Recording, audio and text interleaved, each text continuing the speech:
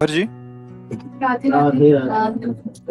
राधे राधे महाराज जी, आपके चरणों में कोटि कोटि प्रणाम।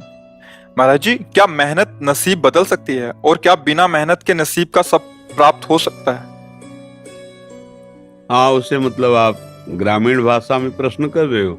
उसे शास्त्रीय भाषा में पुरुषार्थ कहते हैं। मेहनत का मतलब पुरुषार्थ। अगर प्रबल पुरुषार्थ है तो बुरे प्रारब्ध को मिटा सकता है और नवीन सुख सामग्री को सजा सकता है। पर प्रबल पुरुषार्थ होता है परोपकार। दूसरे के भारी समस्या दुख में सम्मिलित होकर उसको मिटा दो और भगवान का स्मरण करो। इन दो के द्वारा ये प्रबल पुरुषार्थ आपके पूर्व प्रारब्ध को नष्ट कर देगा।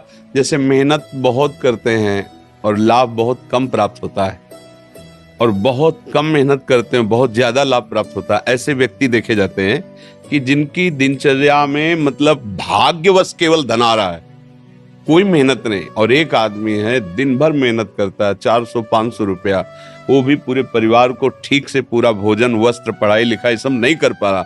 एक आदमी है कि बिल्कुल कोई ऐसा कार्यरत नहीं है पर अर्थ की बाहुल्यता उसके घर में। ये पूर्व का जो पुण्य है वो उसे अर्थ प्राप्त करा रहा है। वर्तमान में वो पुरुषार्थहीनता दिखा रहा है।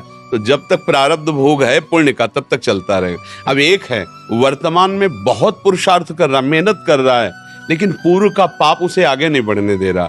अब पहले पीछे का जो पाप है उसे नष्ट करने वाला पुरुषार्थ बने। वो दो प्रकार से होता है। परहित सरिस धर्म नहीं भाई। दूसरे का किसी का ऐसा हित हो जाए जो असहाय है, असमर्थ है, रोगी है, परेशान स्थिति में, हम उसका सहयोग कर दें बिना किसी स्वार्थ के और प्रभु का नाम जप करें। इन दो के द्वारा हम पुराने कर्मों का परिणाम जो हमें आगे नहीं बढ़े उनको हम नष्ट कर सकते हैं। तो हुआ तो ये भी प्रयास ही ना, मेहनत ये भी तो हुई ना। नाम जप करते हुए दूसरों के सुख की भावना में अपने कर्तव्य का पालन करते हुए, तो ये पुरुषार्थ आपके पूर्व प्रारब्ध का नाश कर सकता है। भाग्य से ही सब कुछ मिलता है ऐसा नहीं है, भाग्य भी काम करता है। जैसे बहुत पढ़ लिख करके ग्रेजुएट हुए लेकिन प्रारब्ध इतना बुरा है, नौकरी नहीं मिल रही, तो बेचारे गांव के कार्य कर रहे हैं या छोटी मोटी दुकान कर ली और ऑफिसर रैंक की पढ़ाई किए हुए है। और एक है कि ऐसे घर में जन्मे हैं कि जमींदारी पहले से ही है और वो न पढ़ने में रुचि न किसी क्रिया में रुचि, लेकिन वो बहुत सांसारिक सुखों को भोग रहे हैं। यहाँ प्रारब्ध देखा जाता है।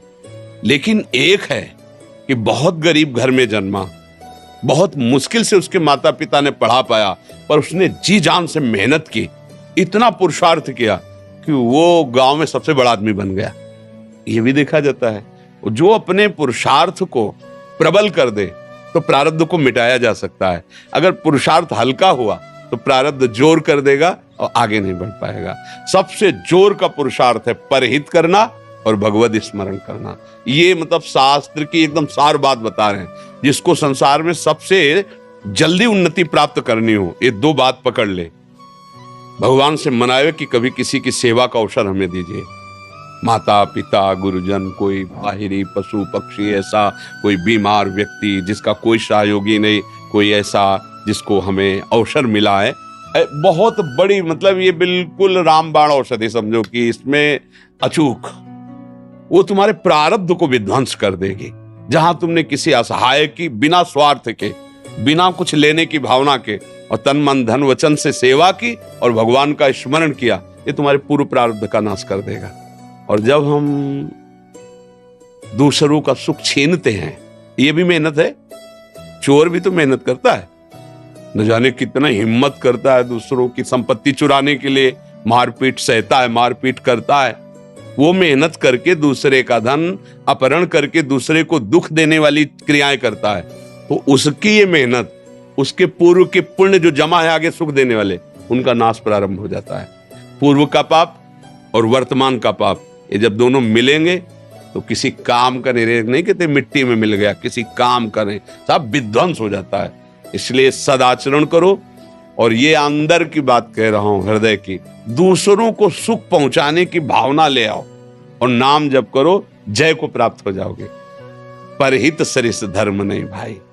जटायु जी को वो गति, वो दुलार मिला जो महाराज दशरथ जी को प्रभु ले ले दशरथ जी वहां प्राण त्याग रहे हैं, भगवान श्री राम वनवास में। जटायु जी ने अपने प्राणों की परवाह न करके सीता जी की रक्षा रावण से करने के लिए रावण पर, महाबली रावण है, आक्रमण कर दिया और एक बार तो बेहोश करके गिरा ही दिया चोच और पंजों की मार से, और उसके चंद्रहास के प्रहार से पंख कट गए। राम राम राम। देखा भगवान, गोद में भगवान ने उठाया और ये भगवान ने एक वचन कहा कि ये मेरी कृपा से नहीं, आप अपनी करनी से ऐसी उत्तम गति को प्राप्त हो रहे हो। भगवान ने एक शब्द कहा, ये आप अपनी करनी से ऐसी उत्तम गति को प्राप्त हो रहे हो। तात, ये मेरी कृपा की बात नहीं, तुम्हारी करनी की बात है। तुमने ऐसी करनी की, तब वहां परहित सरिस धर्म नहीं भाई। अगर प्राण भी चले जाएं दूसरे के हित में तो भगवान को प्राप्त होता है। बहुत बड़ी बात है, हम ऐसा पुरुषार्थ करें कि अपने प्रारब्ध का नाश कर दें।